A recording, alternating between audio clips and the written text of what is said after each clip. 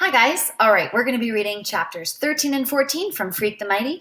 Chapter 13 is called American Chop Suey. Here we go. I used to think all that spooky stuff about Friday the 13th was just a pile of baloney, but now I'm getting my own personal introduction to what can happen. It's October, and so far things have been going pretty good, better than I ever expected. Me and Freak are like this unit, and even Mrs. Donnelly says she is starting to get used to us, which is her way of admitting that Freak is about twice as smart as she is, and for sure he reads more books. She keeps saying stuff like, Kevin, we know you know the answer because you always know the answer, so wouldn't it be nice if someone else got a chance? For instance, your friend Maxwell? Freak goes, he knows the answer, Mrs. Donnelly. Yes, Kevin, and I'm sure you're correct because you're always correct. But for a change, I'd really like to hear Maxwell speak for himself. Maxwell Kane? This is dumb because what does it matter if I know the answer? If I don't know, then Freak will tell me and he'll say it in a way I can understand, which is a lot better than Mrs. Donnelly can do. So what I just shrug and smile and wait because I know she'll get tired of asking and move on to the next. As a matter of fact, I do know the answer. The reason Johnny Tremaine got mad and hateful is because he burned his hand in a stupid accident. And I know about that because Freak has been showing me how to read a whole book, and for some reason it all makes sense, where before it was just a bunch of words I didn't care about. My reading skills tutor, Mr. Meehan, he says stuff like, Max, the tests have always shown that you're not dyslexic or disabled, and this proves it. As you know, my personal opinion has always been that you're lazy and stubborn and you didn't want to learn. So if hanging out with Kevin somehow improves your attitude and your skills, that's great. Keep up the good work. It was Mr. Meehan who had a word with Mrs. Donnelly, and that's why she finally gave up on trying to make me talk in class. And instead, she waits until study hall, where she asks me the same questions alone and I tell her the answers. She still doesn't get it though, because she always goes, but Maxwell, if you speak to me, then you can speak to your classmates, right? Wrong. Big difference. I can't explain what it is, except that my mouth shuts up when there's more than one or two people. And a whole classroom full, forget it. Okay, you're shy about public speaking, but how does that apply to writing down the answers? If you can read, then you can write, right? Wrong again. The reading stuff Freak helped me figure out by showing how words are just voices on paper. Writing down the words is a whole different story. No matter what Freak says, writing the stuff down is not like talking. And my hand feels so huge and clumsy, it's like the pencil is a piece of spaghetti or something, and it keeps slipping away. Mrs. Donnelly says okay for now. She's satisfied I can read, but we'll really have to work on this writing thing, won't we, Maxwell? And when she says that, I just nod and look away because inside I'm thinking, forget it, no way. Like Freak says, reading is just a way of listening, and I could always listen, but writing is like talking, and that's a whole other ballgame. Anyhow, what happens first on Friday the 13th? We're in homeroom when this note comes from the principal's office. Maxwell Kane, your presence is requested. Gulp. So Freak and I get up to go, and the teacher says, no, Kevin, you stay here. Mrs. Addison was very specific. Maxwell is to go alone. Freak starts to smart mouth her. Then he changes his mind, and he nudges me and whispers, just give him your name, rank, and serial number. Deny everything. You aren't back by 1000 hours. We'll organize a search and rescue mission. He offers to lend me his dictionary in case I want to try out any big words on Mrs. Addison, but I'm already so worried about being called in alone, all I can think is they're going to put me back in learning disabled class. I've already decided I'll run away if they do that. I'll go live in the woods somewhere and jump out and scare people.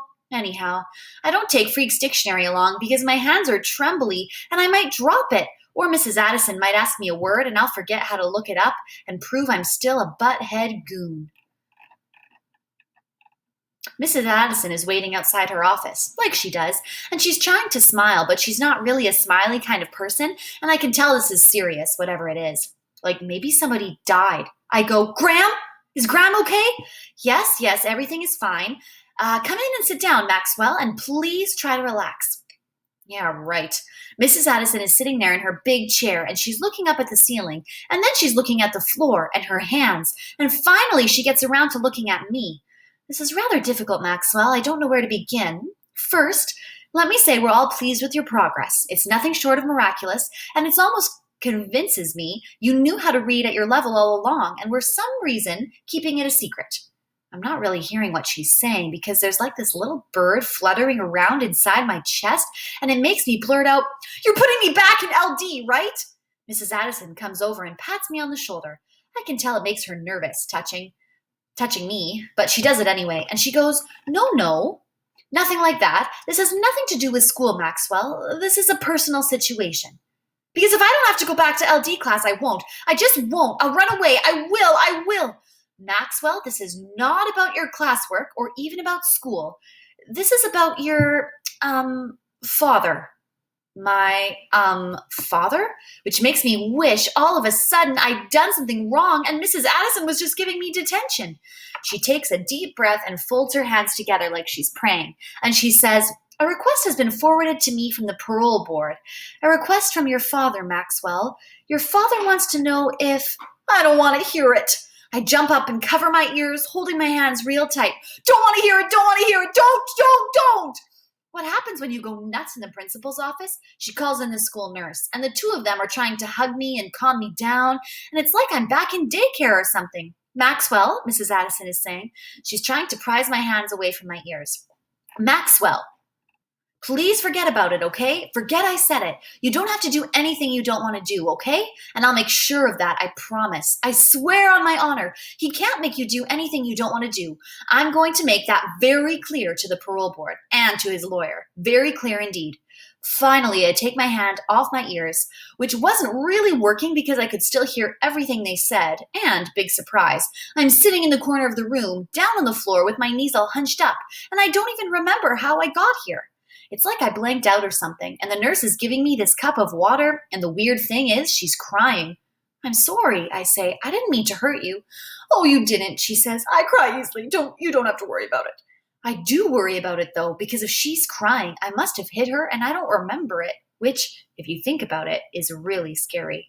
Who knows what I might do and then not remember it? The worst thing happens later in the cafeteria. Freak has this thing about American chop suey. He loves the stuff. The gooier, the better. You'd never believe a person so small could eat so much. And when he holds up his plate, he always says, "Please, sir, more gruel." And I always say, "It's American chop suey, not gruel. I looked up gruel, remember?" And he goes, "I beg of you, sir, more gruel." And so finally I go up and get him another helping.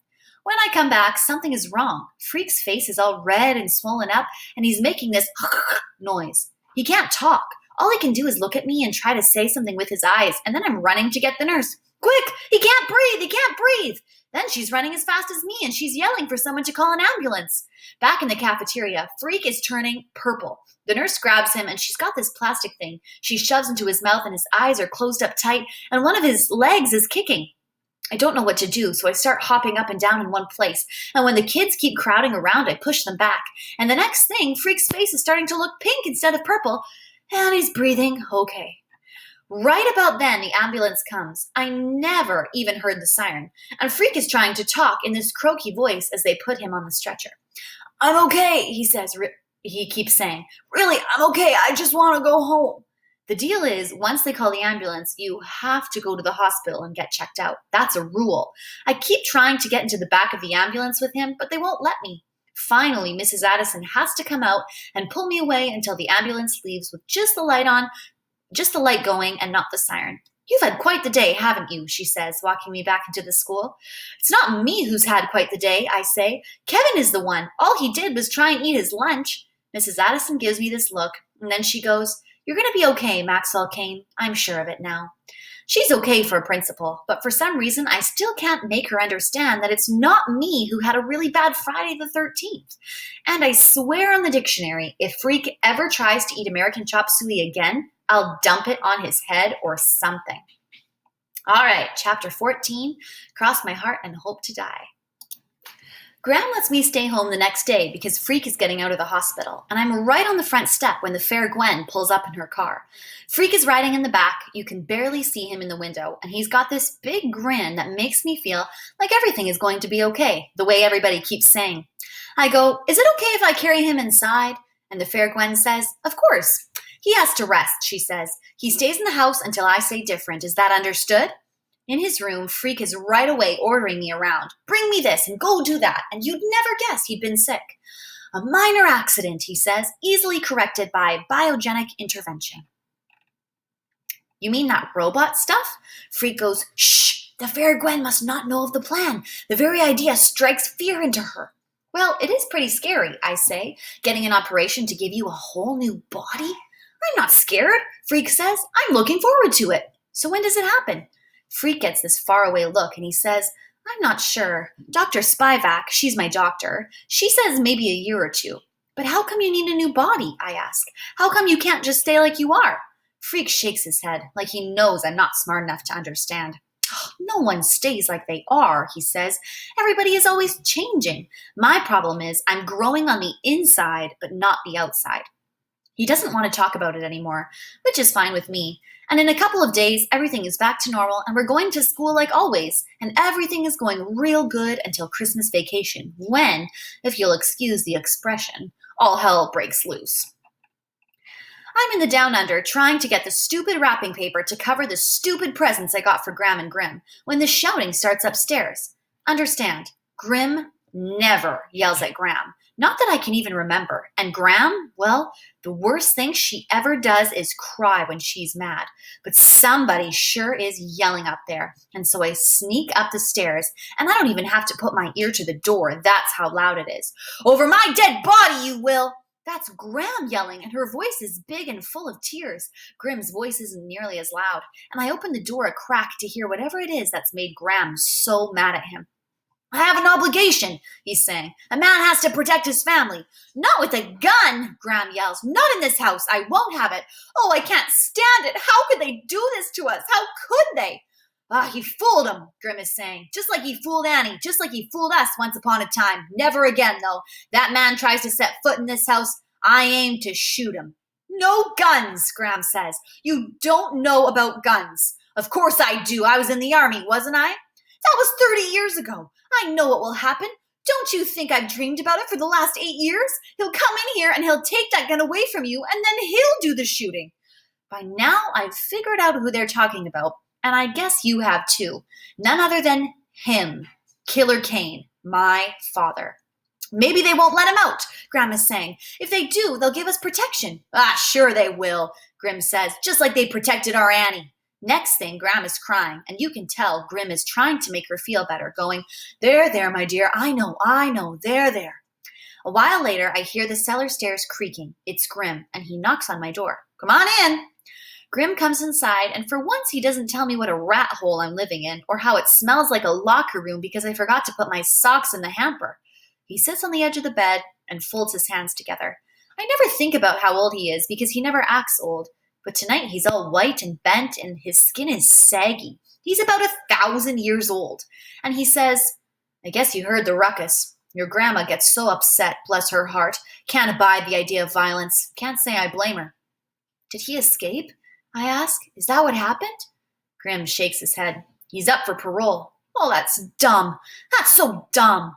Grim goes, You hit the nail on the head, son. What I did do, just so you know, I went into court and made it so he won't be allowed within a mile of this house. If he does try to come in here, they'll send him back to prison. The judge promised me that much. I say, Maybe you should get a gun. Grim doesn't say anything for quite a while. And then he goes, Maybe I will, maybe I won't. I can't tell your grandma about it, though, and it breaks my heart to lie to her. That's one thing we've never done. I won't tell. Grim is quiet again, and then he stands up from my bed, and in this real old, tired voice, he says, Everything is going to be okay, Max. I'll make sure of it. But for the next few days, I want you to stay in the house. Promise me you'll do that? Cross my heart. I say, cross my heart and hope to die.